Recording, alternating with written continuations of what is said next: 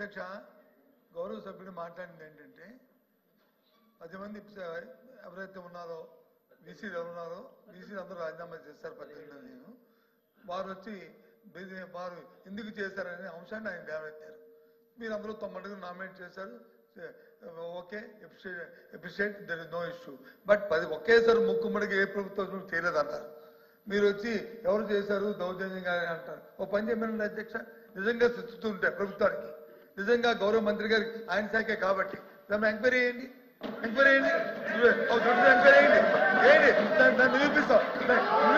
మిమ్మల్ని అడగండి, నిరూపిస్తాం. ఎంక్వైరీ ఏమని సార్, దయచేసి ఎంక్వైరీ ఏమని చెప్పండి సార్. ఎంక్వైరీ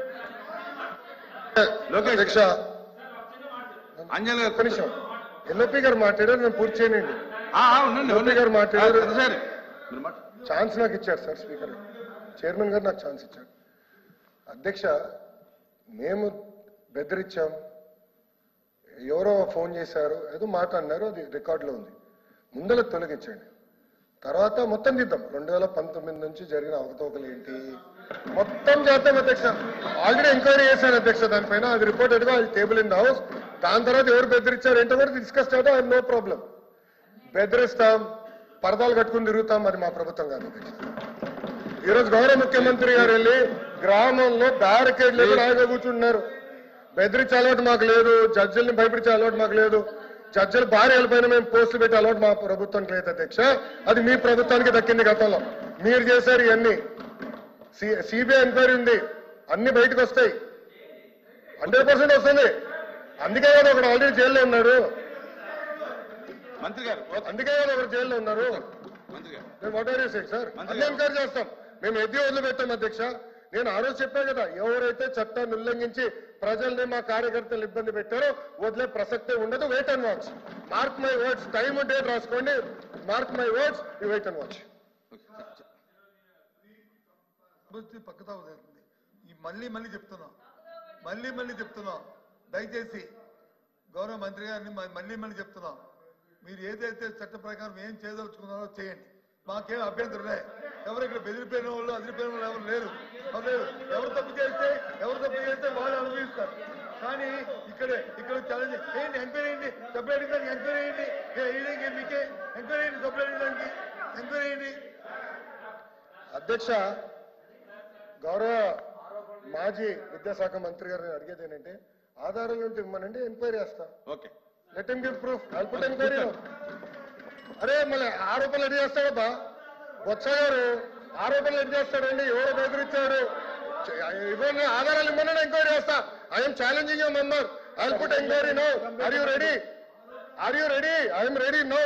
ఎంక్వైరీ రెడీ ఉన్న ఆధారాలు ఇవ్వమనండి. ఒకటైనా ప్రూఫ్ ఉండాలి కదా సార్.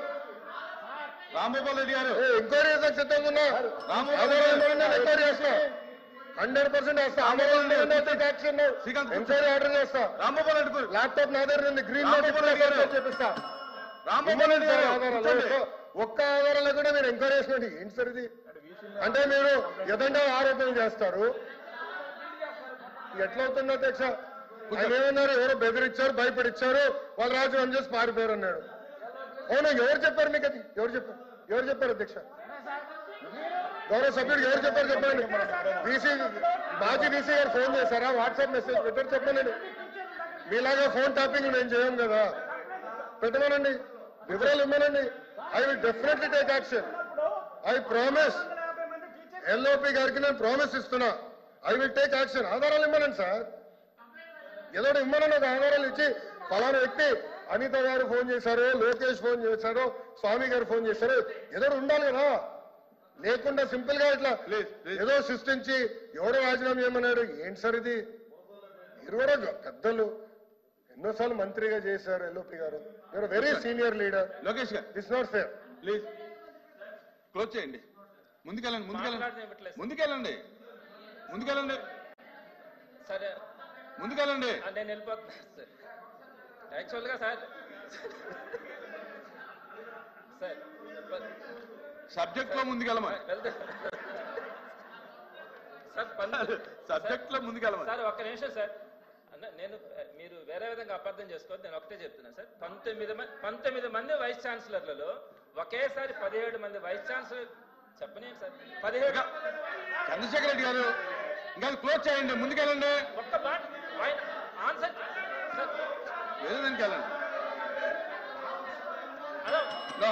19 మంది వైస్ ఛాన్సలర్లు మీరు ముందుకెళ్ళకపోతే సభను డిస్కస్ క్లోజ్ చేస్తా. లేదు అయిపోయింది సార్. మీరు ముందుకెళ్ళకపోతే డిస్కషన్ క్లోజ్ చేస్తా. నేను కాంట్రవర్సీ అసలు మాట్లాడట్లేదు సార్, నేను ఫ్యాక్ట్స్ సార్.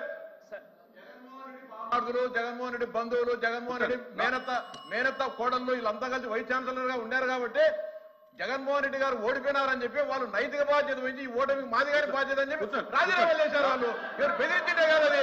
ఎవరా మీ ఆత్మహత్య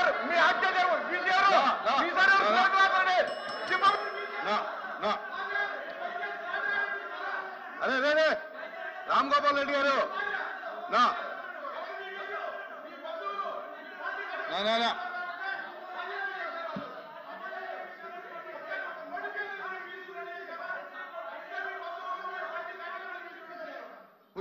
రామ్ గోపాల్ రెడ్డి గారు